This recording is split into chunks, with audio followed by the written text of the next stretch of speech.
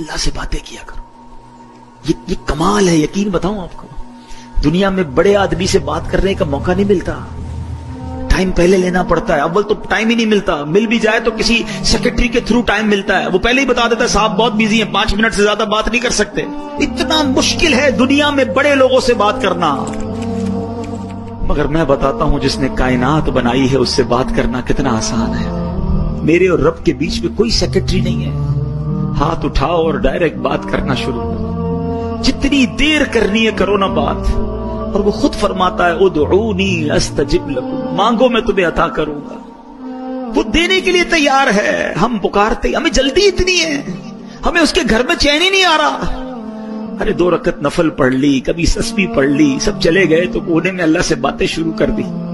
سوچو نا, اپنی ماں سے جب آپ تڑپ کر بات کرتے ہو تو ماں سینے لگا لیتی. جب اللہ سے عرض کرو گے کہ مولا پریشان ہوں, اے میرے مولا پھنس گیا ہوں, اللہ بہت گناہ ہو گئے ہیں, نہیں چھٹ رہے گناہ, مالک کسی طریقے سے بچا لے, اے اللہ حرام روزی سے بچا لے. بولو نا جو دل میں اللہ سے, کون روک رہا ہے تمہیں؟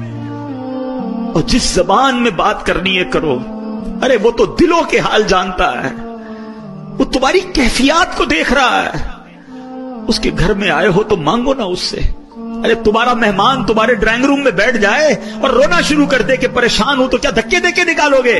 تم بولو گے گھر کے اندر آ گیا ہے, مہمان ہے, کچھ تو کرنا پڑے گا. ارے قریب کے گھر میں آ گئے جب تم اور ادھر آنسو بہانا شروع کر دیے تو کیا خالی لوٹ آئے گا؟ تمہیں اندازہ ہی نہیں کہ اس کے گھر میں آ کر دل سے مانگنے پر وہ کیا کیا عطا فرمائے گا. آنا جانا رکھو, تھام لو مسجد کو,